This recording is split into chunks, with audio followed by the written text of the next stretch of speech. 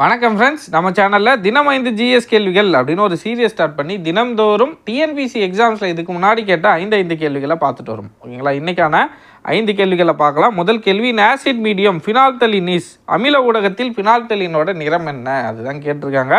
பாருங்கள், நீலம், இளஞ்சிவப்பு, பிங்க், மஞ்சள், எல்லோ, கலர்லெஸ், நிறமற்றது. இந்த ஆசிட் பேசிக் ஓகேங்களா, ஆசிட் பேசஸில் அமிலங்கள் காரங்களில் அதிக முறை இந்த கலரை சார்ந்த கேள்விகள் கேட்டிருக்காங்க. ஓகேங்களா, டிஎன்பிசியில் ப்ரீவியஸ் இயர் கொஸ்டின் எடுத்து பார்த்தா நிறைய முறை இந்த கேள்விகள் வந்திருக்கு. இந்த கேள்வியை நம்ம எப்படி எளிமையாக படிக்கலான்னு பாருங்கள். ஃபஸ்ட்டு நம்ம இதை ரெண்டாக பிரிச்சுப்போம். ஓகேங்களா, லிட்மஸ் தாளை வச்சு ஒன்று, அடுத்ததான் மெத்தில் ஆரஞ்சு பினால்தலினும் வச்சு ஒன்று. ஓகேங்களா, 2 டேட்டா பார்க்க போகிறோம். ஃபஸ்ட்டு பாருங்கள், என்னென்னா ப்ளூ லிட்மஸ் தாள். ஓகேங்களா, நீல லிட்மஸ் தாள். இன்னொன்று என்னென்ன பார்த்தோன்னா ரெட் லிட்மஸ் தாள், அதாவது சிவப்பு லிட்மஸ் தாள்.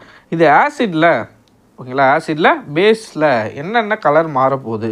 ஆசிட்னா அமிலம், பேஸ்னா காரம். ஓகேங்களா, ப்ளூ லிட்மஸ் தாளை ஆசிடில் வச்சோன்னா என்ன கலரில் மாறும்னா, ப்ளூக்கு ஆப்போசிட் என்னென்னா இங்கே ரெட் கலர், இல்லை சிவப்பு கலரில் மாறும். நல்லா ஞாபகம் வச்சுக்கோங்க. ப்ளூ லிட்மஸ் தாளை ஆசிடில் அமிலத்தில் வச்சோன்னா ப்ளூ கலரில் மாறும். அதுவே பேசிக் சொல்யூஷனில் வச்சோன்னா நிறமாற்றம் இருக்காது, நிறமாற்றம் இல்லை. ஓகேங்களா, ப்ளூ லிட்மஸ் தாள் ஆசிடில் வைக்கிறோம், ஆசிடில் வச்சா என்னவா மாறுதுன்னா சிவப்பு நிறத்துக்கு மாறுது, ரெட் கலரில் மாறுது. ஆனால் பேசிக்கில் வச்சோன்னா, காரத்தில் வச்சோன்னா நிறமாற்றம் எதுவுமே இருக்காது. இது ப்ளூ லிட்மஸ் தாள், நல்லா நான் வச்சுக்கோங்க, ப்ளூ லிட்மஸ் தாள். அடுத்ததாக ரெட் லிட்மஸ் தாள், சிவப்பு லிட்மஸ் தாளை நம்ம ஆசிடில் வைக்க போகிறோம். ஆசிடில் வச்சா என்ன ஆகுனா நிறமாற்றம் இருக்காது. நம்ம இங்கே எப்படி பார்த்தோமோ அதே மாதிரி இங்கே நிறமாற்றம் இல்லை. ஓகேங்களா, அடுத்ததாக ரெட் லிட்மஸ் தாளை பேசிக்கில் காரத்தில் வச்சோன்னா பேசிஸில் வச்சோன்னா என்ன நடக்கும்னு பார்த்தோன்னா, இங்கே ரெட்டுக்கு ஆப்போசிட் கலர் என்ன, இங்கே ரெட்டுக்கு ஆப்போசிட் கலர் என்ன, ப்ளூ கலர், நீல நிறத்தில் மாறும். ஞாபகம் வச்சுக்கோங்க, ப்ளூ லிட்மஸ் தாள். ஓகேங்களா, ப்ளூ லிட்மஸ் தாள், நீல லிட்மஸ் தாளை ஆசிடில் வச்சா சிவப்பு நிறத்துக்கு மாறும், எங்கே ஆசிடில். அதுவே சிவப்பு லிட்மஸ் தாள், ரெட் லிட்மஸ் தாளை பேஸில் வச்சோன்னா, காரத்தில் வச்சோன்னா ப்ளூ நிறத்துக்கு மாறும். மற்ற 2 இடத்துலையும், இங்கே காரத்தில் இங்கே அமிலத்தில் எங்கேயுமே நிறமாற்றம் இருக்காது. இது ஃபஸ்ட்டு பாயிண்ட், ரொம்ப ரொம்ப இம்பார்ட்டன்ட். ஓகேங்களா, இதை பார்த்துக்கோங்க, நல்லா பார்த்துக்கோங்க. நிறைய முறை எக்ஸாம்ஸில் கேட்டிருக்காங்க. ப்ளூ லிட்மஸ் தாளை ஆசிடில் அமிலத்தில் வச்சோன்னா ரெட் கலரில் மாறும். அதுவே ரெட் லிட்மஸ் தாளை பேஸில் வச்சோன்னா, காரத்தில் வச்சோன்னா நீல நிறமாக மாறும். ஓகேங்களா, அடுத்ததாக மற்ற 2 இடத்துலையும் நிறமாற்றம் எதுவுமே இருக்காது. இது ஃபஸ்ட்டு ஒரு டேட்டா.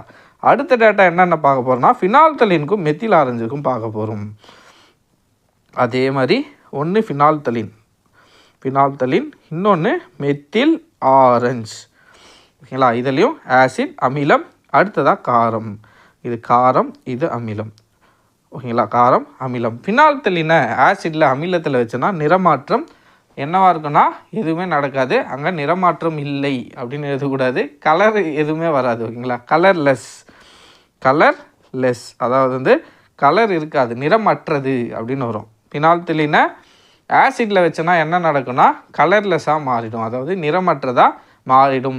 நிறமாற்றம் இல்லைன்னா என்னென்னா, இப்போ ரெட் லிட்மஸ் தாளை நம்ம பேசிக்கில் ஓகேங்களா ஆசிடில் வச்சோன்னா, ரெட் லிட்மஸ் சிவப்பு லிட்மஸ் தாளை ஆசிடில் வச்சோன்னா அதே ரெட் கலர்லேயே இருக்கும். ஓகேங்களா, அதுதான் நிறமாற்றம் இல்லை.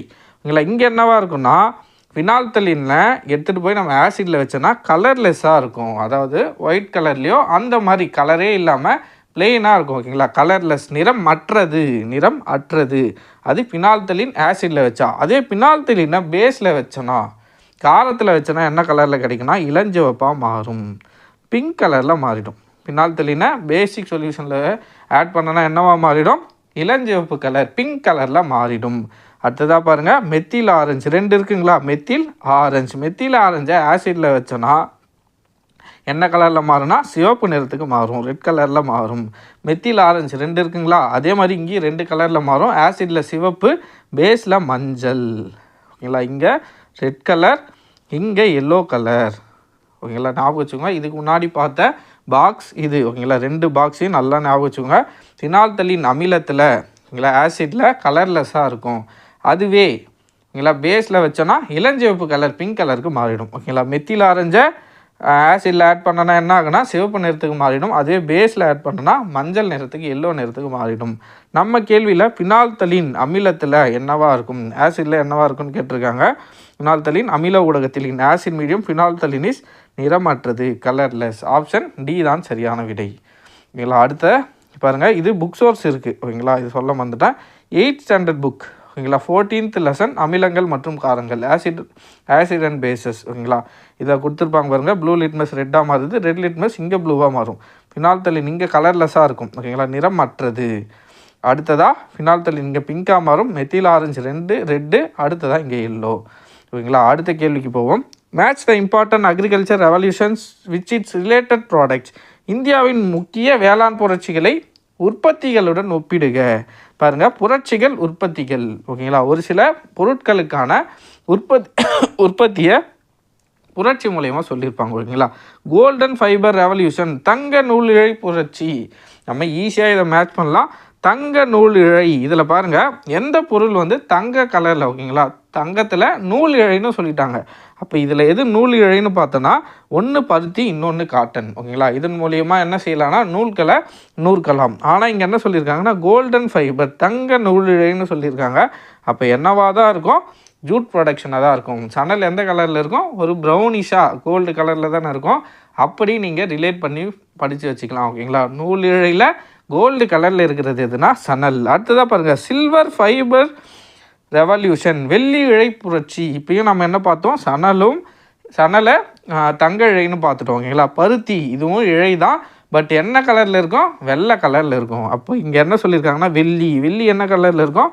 வெள்ளை கலரில் இருக்கும். அப்போ 3, 4. அடுத்ததாக பாருங்கள், சாம்பல் புரட்சி. சாம்பல் கலரில் என்ன இருக்குன்னா உரங்கள். சாம்பல் புரட்சினா எதை குறிக்குன்னா உரங்கள். 3, 4, 1. அடுத்ததாக பாருங்கள், நீல புரட்சி. நீல புரட்சினா மீன்கள். கடலில் அதிகமாக நீல கலரில் என்ன இருக்குது? மீன்கள் இருக்குது. அப்போ ஆன்சர் என்ன? 3, 4, 1, 2. ஓகேங்களா, ரொம்ப எளிமையான ஒரு கேள்வி, புத்தகத்தில் இருக்குது. ஓகேங்களா, பார்த்துக்கோங்க. 10ஆம் வகுப்பு புத்தகத்தில் இந்தியாவின் முக்கிய வேளாண்மை புரட்சிகள், உற்பத்திகள். மஞ்சள் புரட்சினா எண்ணெய் வித்துக்கள், குறிப்பாக கடுகு மற்றும் சூரியகாந்தி. நீல புரட்சி நம்ம கொஸ்டினில் கேட்டிருக்க நீல புரட்சி, மீன்கள் உற்பத்தி. தங்க நூலிழை புரட்சி. ஓகேங்களா, தங்க நூலிழை புரட்சி, சணல். ஓகேங்களா, அதுக்கு அடுத்ததாக சாம்பல் புரட்சி, டைரெக்டாக கேட்டிருக்காங்க பாருங்கள், உரங்கள். ஓகேங்களா, அடுத்ததாக வெள்ளி இழை புரட்சி. இதுவும் பாருங்கள் டைரெக்டான கேள்வி தான், புத்தகத்தில் இருக்கிற டேட்டா 10ஆம் வகுப்பு புத்தகத்தில் இருக்குது. ஓகேங்களா, வெண்மை புரட்சினா பால், பட்டை புரட்சினா உருளைக்கிழங்கு. அடுத்தது சிவப்பு புரட்சினா 2, இறைச்சி உற்பத்தி, தக்காளி. ஓகேங்களா, அடுத்ததாக வெள்ளி புரட்சி 2 இருக்குது, நல்லா ஞாபகம் வச்சுக்கோங்க. வெள்ளி இழைன்னு வந்தால் தான் பருத்தி. வெறும் வெள்ளின்னு கேட்டால் முட்டை மற்றும் கோழிகள். இழைன்னு வந்தால் தான் பருத்தி, வெறும் வெள்ளின்னு வந்தால் கூற்று காரணத்தில் மேபி கேட்டால் எப்படியும் கன்ஃபியூஸ் பண்ணுவாங்க. இழைன்னு வந்தால் மட்டும்தான் பருத்தி, ஞாபகம் வச்சுக்கோங்க. இழை வெறும் வெள்ளின்னு கேட்டால் முட்டை மற்றும் கோழிகள். பசுமை புரட்சி, உணவு தானியங்கள். ஞாபகம் வச்சுக்கோங்க, பசுமை புரட்சி உணவு தானியங்கள். அடுத்ததாக இளஞ்சிவப்பு புரட்சி. ஓகேங்களா, இளஞ்சிவப்புனா என்ன? பிங்க். ஓகேங்களா, பிங்க் ரெவல்யூஷன். வெங்காயம், மருந்து, இறால். ஞாபகம் வச்சுக்கோங்க, வெங்காயம், மருந்து பொருட்கள். அடுத்ததாக இறால் உற்பத்தி. பொன் புரட்சி. ஓகேங்களா, பொன் புரட்சி. தங்க நூலிழை புரட்சி வேறு, பொன் புரட்சி வேறு. ஓகேங்களா, பொன் புரட்சினா பழங்கள், தேன் மற்றும் தோட்டக்கலை பயிர்கள். ஓகேங்களா, அடுத்ததாக பழுப்பு புரட்சி. தோல், கோகோ, மரபு சாரா உற்பத்தி. ஓகேங்களா, இந்த பாக்ஸ் ரொம்ப ரொம்ப ரொம்ப இம்பார்ட்டன்ட், படித்து வச்சுக்கோங்க. கண்டிப்பாக கேள்விகளை எக்ஸ்பெக்ட் பண்ணலாம். ஓகேங்களா, அடுத்த கேள்வி, சூஸ் த கரெக்ட் ஆன்சர், சரியான விடையை தேர்வு செய்க. இந்த கொஸ்டின் புத்தகத்தில் எங்கே இருக்குன்னு எனக்கு தெரியல. யாருக்காச்சும் இந்த புத்தகத்தில் இருக்கிற டேட்டா தெரிஞ்சால் கமெண்ட்டில் சொல்லுங்கள், எல்லாருக்கும் தெரிஞ்சுக்கிட்டோம். ஓகேங்களா, எல்லோரும் தெரிஞ்சுக்கிட்டோம். Name the policy of lord Warren Hastings to create buffer zones to protect the company borders. Warren Hastings பிரபு இடைப்பட்ட நாடுகளை தக்க வைத்து கொள்ள எத்தகைய கொள்கையை கடைபிடித்தார்? ஓகேங்களா, புத்தகத்தில் இருந்தால் கீழே கமெண்ட்டில் மறக்காமல் சொல்லுங்கள். இதுக்கு ஆன்சர் என்னென்னா சுற்றுவெளி கொள்கை, ரிங் ஃபென்ஸ் கொள்கை.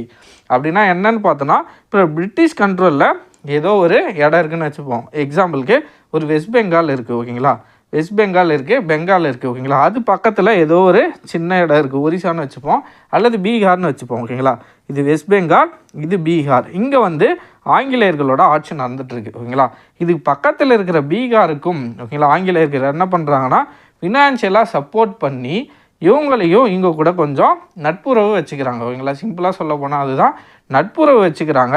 ஓகேங்களா. இவங்க மூலிமா பிரிட்டிஷ்காரங்க என்ன பண்ணுறாங்கன்னா இவங்களோட ஃபினான்ஷியலாக கொஞ்சம் ஹெல்ப் பண்ணி இந்த பீகார்லேயும் அவங்களோட இன்ஃப்ளூயன்ஸை யூஸ் பண்ணிக்கிறாங்க. இப்போ எதிரி நாட்டு ஏதாச்சும் தாக்க வந்தால் ஃபஸ்ட்டு யார் தாக்குவாங்கன்னா இந்த பீகாரை தான் தாக்குவாங்க. ஓகேங்களா. இவங்கள சுற்றி வேலி மாதிரி எல்லா நாடுகளையும் வச்சுக்கிட்டு எல்லா இடத்தையும் வச்சுக்கிட்டு இவங்க இடையில் இருந்துப்பாங்க. ஓகேங்களா. அதுதான் என்னென்னா சுற்று வேலி கொள்கை. இப்போ பிரிட்டிஷ் இருக்கிற ஒரு இடம், ஓகேங்களா, இந்த இடத்த சுற்றி, ஓகேங்களா, சுற்றி இருக்கிற மாநிலத்துக்கூட என்ன பண்ணிப்பாங்கன்னா கொஞ்சம் ஃபினான்ஷியலாக ஹெல்ப் பண்ணி இவங்கள அவங்க சைடு வச்சுப்பாங்க. எதிரிகள் யாராச்சும் தாக்கம் வந்தால் ஃபஸ்ட்டு இவங்கள தான் தாக்குவாங்க. ஓகேங்களா. இவங்கள தாக்கினதுக்கு அப்புறம் தான் இங்கே வருவாங்க. அதுக்குள்ளே இவங்க தயாராகிடுவாங்க போருக்கு. ஓகேங்களா. இந்த கொள்கையை யார் எடுத்துகிட்டு வரதுன்னு பார்த்தோன்னா வாரன் ஹேஸ்டிங் பிரபு. ஓகேங்களா. வாரன் ஹேஸ்டிங் பிரபு இவர் தான் என்ன பண்ணுறாருனா இந்த ஒரு சுற்றுவேலி கொள்கையை கொண்டு வராரு. ஓகேங்களா. நல்லா தெரிஞ்சு வச்சுக்கோங்க. வாரன் ஹேஸ்டிங்ஸ் கொண்டு வரப்பட்ட கொள்கை என்னன்னா வாரன் ஹேஸ்டிங்கால் கொண்டு வரப்பட்ட கொள்கை சுற்றுவேலி கொள்கை. ஓகேங்களா. அடுத்ததாக பாருங்கள். Dash is the second largest railway station in Tamil Nadu, one of the busiest railway station in Tamil Nadu. தமிழ்நாட்டின் 2வது பெரிய ரயில் நிலையம் மற்றும் தமிழ்நாட்டின் பரபரப்பான ரயில் நிலையங்களில் ஒன்றாகும். ஓகேங்களா. ஃபஸ்ட்டு கேட்கல, ஃபஸ்ட்டு கேட்டிருந்தா சென்னை சென்ட்ரல். ஓகேங்களா. அவங்க கேட்டிருக்குது ரெண்டாவது எதுனா திருச்சிராப்பள்ளி ஜங்ஷன். ஓகேங்களா. திருச்சிராப்பள்ளி சந்திப்பு தான் சரியான விடை. தமிழ்நாட்டோட 2வது பெரிய ரயில் நிலையம் எதுனா திருச்சி ரயில்வே ஸ்டேஷன். ஓகேங்களா. திருச்சி ஜங்ஷன். அடுத்ததாக Keezhadi site founded in the year. நிறைய பேர் வருஷம்லாம் கேட்க மாட்டாங்கன்னு நினச்சிட்ருக்காங்க. பட் எக்ஸாம்ஸில் மாதத்தோட வருடம் கேட்குறாங்க. பார்த்துக்கோங்க. கீழடி தளம் எந்த ஆண்டில் நிறுவப்பட்டது? எந்த ஆண்டில்னு பார்த்தோன்னா 2017 பிப்ரவரி. ஞாபகம் வச்சுக்கோங்க. கீழடி சைட் எப்போ ஃபஸ்ட்டாக நிறுவுறாங்கன்னு பார்த்தோன்னா அங்கே அகழாய்வு செய்ய ஃபஸ்ட்டு எப்போ நிறுவுறாங்கன்னு பார்த்தோன்னா பிப்ரவரி 2017. ஓகேங்களா. அவ்வளோதான் ஃப்ரெண்ட்ஸ். இன்றைக்கான 5 கேள்விகளை டீட்டெயில்டாக பார்த்துட்டோம். மேலும் நாளைக்கான 5 கேள்விகளை நாளை பார்க்கலாம். நன்றி.